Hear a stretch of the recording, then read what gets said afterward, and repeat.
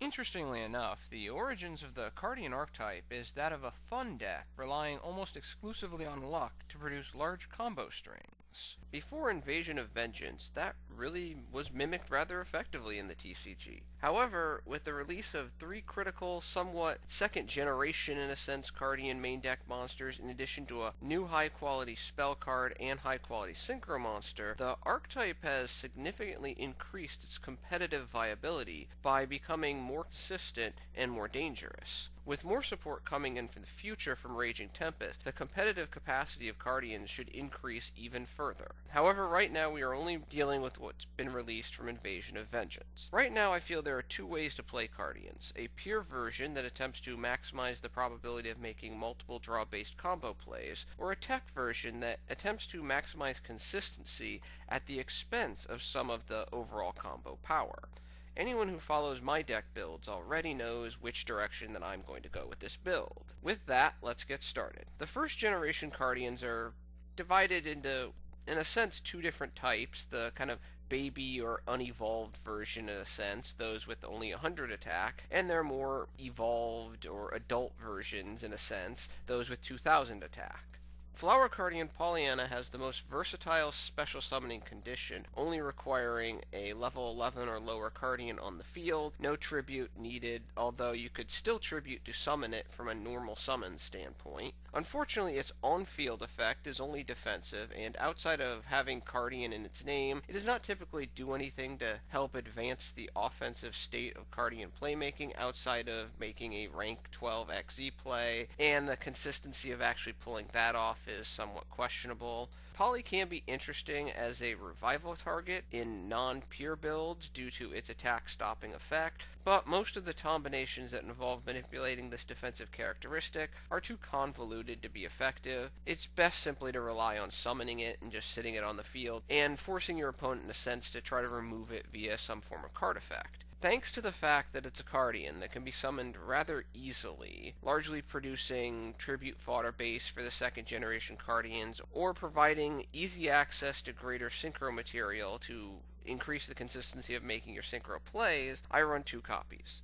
Flower Cardian Paulownia with Phoenix has the standard first generation evolution effect of drawing a card when special summoned. It initially can only be summoned by tributing its baby form in a sense, or the Cardian with the same level and 100 attack. Unfortunately, like its original form, it has a less than impressive on-field effect with the single draw triggered by inflicting battle damage. However, this effect can be meaningful because it is a straight draw rather than having a must be a Cardian monster or discard it to the graveyard type condition that's possessed by a number of other cards in this archetype, and it can get its effect when either attacking directly or commonly when it destroys an attack position monster, because the vast majority of the time when this occurs it will be inflicting battle damage. Initially, it also seems that the special summoning the Cardian monster is somewhat worthless because it does not ignore summoning conditions, so the special summon the drawn Cardian monster effect can only currently be applied to the 100 attack Cardians,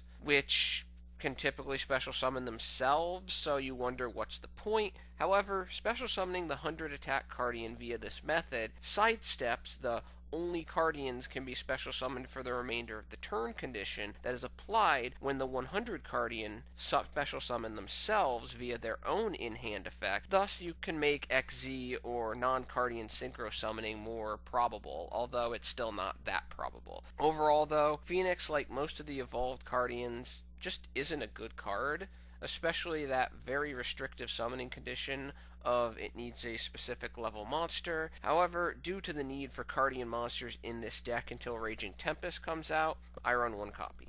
Flower Cardian Willow is a very important combination card that seems to receive less attention than it should, in my opinion. Similar to Paulownia, it has a rather easy to achieve special summoning condition and a very important on-field baby Pot of Avarice effect, which almost always nets a draw, and better yet, keeping the draw is not conditionally based on it being a Cardian monster. Getting multiple copies on the field heavily increases the probability of victory due to the advantage that they will produce, due to no once per turn condition on its special summoning effect.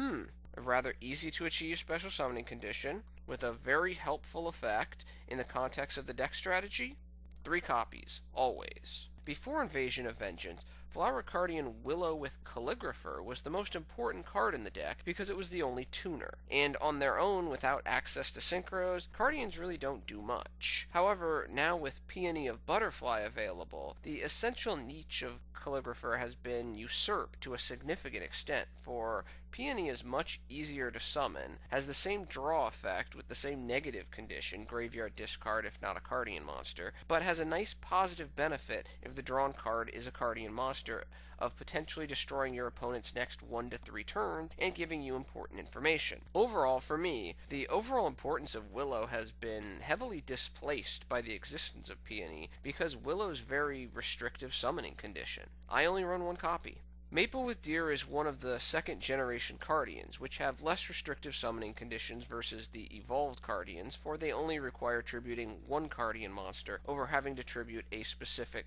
leveled Cardian. In addition to having the evolved form's auto-draw effect, which makes its summons much more effective, the second-generation Cardian also receives a nice little bonus effect when drawing a Cardian monster off of its effect. Instead of the rather pointless and kind of heavily restrictive, you get to special summon the drawn Cardian monster. Deer allows you to destroy an opponent's spell or trap card without targeting. 3 copies. Flower Cardian Zebragrass is another less impressive Cardian. Its magical mallet effect is alright, but having to be summoned to achieve it heavily restricts its overall usefulness. This effect would have been so much better if it either had some bonus effect tied to it, like the second generation Cardians, like if you drew a Cardian monster after activating it, you got to draw an additional card, or if you could activate it from the hand by merely showing it to your opponent. Overall, the fact that it has to be on the field, which means you probably are already rather set with field control, significantly hurts the usefulness of the effect. Also, there are not a lot of Cardian monsters that are useful to swap in the first place, for either they are useful and you don't want to swap them because you'll be making a play with them later, or they're there for backup just in case your play is blown up, or the card is bad and you probably really shouldn't be running those cards to begin with. I mean, for the most part, certain Cardians are only run because you need to run Cardians, and that might be the only reason why this card's effect might have any usefulness at all. All this card really, though, has going for it, in my opinion, is that it's a Cardian, and it can be summoned from the deck via the effect of Flower Gathering. 2 copies. Flower Cardian Zebragrass with Moon is also rather disappointing, as its on-field effect is similar to Phoenix, except requiring monster destruction rather than life point damage to receive the draw. Similar to its original form, the only real advantage of this card is that it's a Cardian monster. Now, if sometime in the future, if Cardians get some form of Cardian-specific spell card that grants multiple attacks, then this card might see new life. But right now, I don't run any copies. Flower Cardian Clover with Boar, second generation Cardian, with the same tribute-based summons condition and the ability to non-target nuke a monster when drawing a Cardian off of its summons effect. Definitely a 3-copy monster, because Cardians need that monster destruction potential. The aforementioned Peony with Butterfly. As discussed earlier in context with Calligrapher, Butterfly does everything Calligrapher does, but it does it better, in my opinion, in addition to doing more. While some players might view the opponent deck manipulation effect as an afterthought, I ask this simple question. When is information and deck manipulation not power in this game? Exactly. Peony by itself can wreck your opponent's strategy while buying you an extra turn or 2 to get the cards you need to go off on a big combo string, even if you couldn't get one together on the initial summons of Peony. It's basically more than just a tuner. Finally, like Calligrapher, it lowers itself and all synchro material to level 2 when special summoning. Note that the material does not have to be Cardian monster, an important element of versatility. 3 copies are mandatory in any quality Cardian deck. Now let's talk about one of the most important cards in the entire archetype, Flower Cardian Pine. Why is a level 1 100 attack point monster an important monster? It is the only Cardian monster that can be normal summoned without tribute, and therefore is an important jumping off point to a large number of Cardian combo strings. Pine is incredibly important for both consistency and success. If it is not used in a synchro summons or as tribute fodder, its on-field effect is also rather solid, netting you a draw that it have that Cardian monster only condition when it is destroyed and sent to the graveyard by an opponent. 3 copies, always. Like all of the evolved Cardians, Pine with Crane is somewhat disappointing, both due to its restrictive summoning condition as well as its on-field effect. However, at least it is better than both Phoenix and Grass, for the player receives the draw as long as Crane battles and survives. But again, similar to both Phoenix and Grass, until some form of multi-attacker or target dummy card is released in a sense, this effect remains somewhat underwhelming in my opinion. 1 copy. Flower Cardian Lightshower is the original synchro and definitely high quality, granting targeting and effect destruction immunity from opponent effects to all Cardian monsters on the field, including itself. Thank goodness for that. As well as providing some significant burn damage. None of that small fry 500 damage. Nope. Shower does a nice, good, meaty chunk of 1500 damage per turn. Also, at 3000 attack, right now until Raging Tempest, it is the major beat stick for the deck. Cardians kind of lack attacking power in a sense. However, its effects do come at a significant cost of having to skip your next draw phase. Fortunately, the first burn is a freebie, for during the turn you summon this guy, you'll have already drawn during your draw phase, and a good percentage of the time you will be able to manage that lost draw phase effectively with this deck. Overall, thanks to Willow's mini Pot of Avarice effect, running 2 copies is all that's necessary, and this is obviously important because it leaves some extra deck space open for some other cards that might be useful. Flower Cardian Boardeefly is the synchro that grants piercing, slow clap, for everyone knows how much I love piercing when it's not double damage piercing. Fortunately, it also has a much more effective tool to provide victory by acting as a quasi-Abyss Dweller and Royal Prison on leg for the next opponent's turn at the cost of banishing 1 Cardian monster from the graveyard. Definitely a quality deal. Unfortunately, its 2000 attack can be a little light, thanks to a certain photon monster, but you can't have it all. Again, similar to Lightshower, 2 copies are appropriate.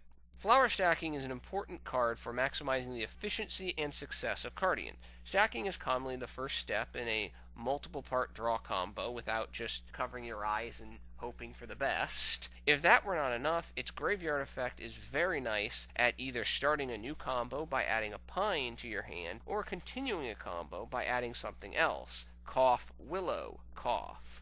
Unfortunately, you do have to wait a turn before you can activate it. However, you still do need a jumping off point for the cards that you stack, for while this card does stack, it does not summon. I frequently go back and forth between running 2 and 3 copies. Right now, as of this build, I'm only running 2 copies. However, after Raging Tempest, I think running 3 copies of stacking should almost be mandatory because of the new support from Raging Tempest, increasing summoning opportunity, thus maximizing stacking's efficiency. Super Koi Koi is the poor man gathering at this point. Its only real advantage that it offers is another means to put Cardians on the field, but it's not guaranteed. You can take burn damage, and those Cardians are not put on the field ready to produce any real form of advantage because they have their effects negated. However, where the Cardians currently are as an archetype, putting Cardians on the field when you have an empty field is super important for consistency. Its effect also has an interesting side benefit of lowering the summoned monsters to level 2, which makes them quality synchro material for non-Cardian tuners to summon Cardian synchros if you want to go that route, or make rank 2 plays, because Super Koi Koi doesn't have a you can only summon Cardian monsters restriction tied to its effect. However, remember that Koi Koi does negate the effects, so any summoned tuners, Peony or Calligrapher, will not be able to use their change everything to level 2 conditional effect for material and themselves when attempting to make a synchro summon. Thus, Koi Koi does make synchro summoning a little bit more difficult, unless it summons all of the necessary materials by its own summoning effect, basically making everything level 2. Finally, Koi Koi has a very useful graveyard effect that can set off combo strings when Gardening or Pine is not available, albeit not as useful as Stacking's graveyard effect.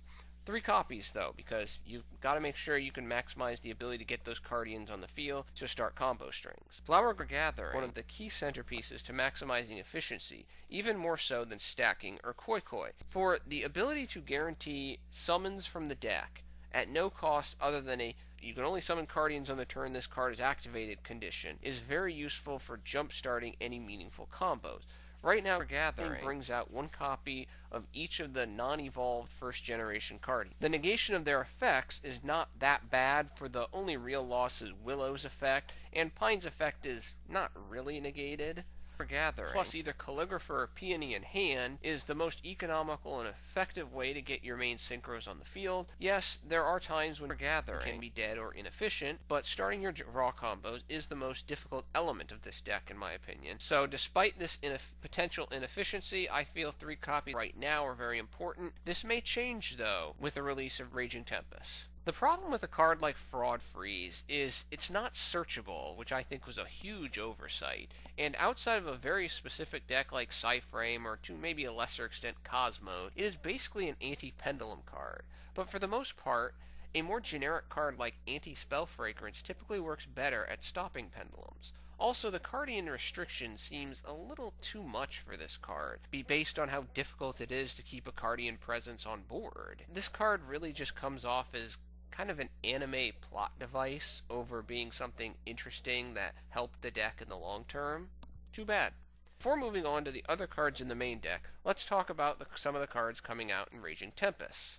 Cherry Blossom with Curtain is definitely a high-quality new main deck monster for the Cardian clan, producing 2 solid effects. First, it increases consistency by producing another means to get a Cardian on the field, and even if it fails, that failure is not hugely detrimental thanks to another new card coming out in Tempest. Second, it has a nice 1000 attack increase from the hand, similar to Kalut's 1400 increase, which is not great, but can help maintain field presence against certain attackers, and be the extra push you need just to end the duel. Overall, I would think that running at least 2 copies would be advisable when Tempest is released. Overall, 5 lights is just high quality. Once per turn, quick play spell or trap negation at no cost, 5000 attack point, and floats into another Cardian Synchro monster. While its summoning condition is somewhat difficult to achieve, requiring 5 monsters, it's not that difficult in this particular deck. I would run 2 copies. Reincarnation is another quality support card coming out in Tempest, with the ability to summon any Cardian from the hand, ignoring the summoning condition, after adding any Cardian monster from the graveyard back to your hand. This card simply significantly increases both the consistency and versatility of Cardians. If that weren't enough, it really would be, but heck, there's more. It also has a Curry Bandit effect when dumped into the graveyard by a Cardian effect. This card is definitely a must-run at 3. When it comes out in Raging Tempest. Looking at the non-Cardian monsters... Wait, what was that? I run non-Cardian monsters in this deck? Of course, because right now, without that previously discussed support from Raging Tempest, I believe that pure form is not capable of achieving the goal of maximizing playmaking consistency and winning probability. Therefore, there's a few non-Cardian techs that I think work very nicely in this deck. I think some players get too concerned with the desire of pulling off the flashy, look at how many cards I'm drawing in a row combo, that they simply forego other non-Cardian monsters that help the deck succeed more than throwing in some bad Cardian monsters. It's a similar build philosophy that I see with Super Heavy Samurai. So, what non-Cardian monsters do I run? First, I run the Speedroid engine, consisting of 3 copies of Terrortop and 1 copy of Taketomborg. The reason for this decision is that the special summoning capacity of this engine is quite useful, because of the simple fact that all of the non-evolved first-generation Cardians, those with 100 attack, can be normal summoned. It is understandable that this feature is somewhat potentially neglected, because all of the Cardian monsters cannot be normal summoned, and outside of Pine, all non-evolved first-generation Cardians require 2 tributes that are provided by the Speedroid engine, in addition to deck thinning. Also, the ability to make Totem Bird helps support a card like Lightshower. Only because the Cardian tuners make all Synchro materials level 2, this engine provides an additional 2 materials to increase the probability of making your Cardian Synchro play with less starting material thanks to Terrortop's search. Finally, this engine provides tribute fodder for Koi Koi's graveyard effect, making it more economical than just straight tributing from the hand, and more versatile due to the ignore summoning condition aspect of Koi Koi's effect. Finally, I run 1 copy of the Calculator, for obvious reasons, to take advantage of the incredibly high levels of the Cardian monster to compensate for the attack point weakness of the deck, to potentially put a 5,000-6,000 attack point Calculator on the field very effectively. For the remainder of the spells, I run one copy of 1-for-1 to increase Pine summoning probability, but the interesting thing with 1-for-1 is all the rest of the support from Raging Tempest comes out. I'm not sure 1-for-1 keeps its place in this deck. Another important spell card is Reinforcement of the Army to grab those Pines, so I run the one allowable copy. Also, I run 3 copies of Allure of Darkness. Some people argue against this card because it banishes combo pieces, or it interferes with combo strings because it's a non-Cardian monster. These are valid points, but they are minor ones with respects to the bigger picture. As I have stated almost ad nauseum during this deck build, the starting combinations, in my opinion, are far more important for this archetype than making big combos. Allure of Darkness is excellent at fulfilling this goal, for this deck has numerous means to start combo plays. Pine, Koi, Gathering, 1-for-1, Terrortop, Rhoda. So the increased draw speed associated with Allure is essential for consistency and maximizing winning probability. The banished cost is basically irrelevant because important monsters are run at 3 copies in this deck, and things that I run at 1, the evolved form, it's not a big deal if you dump them.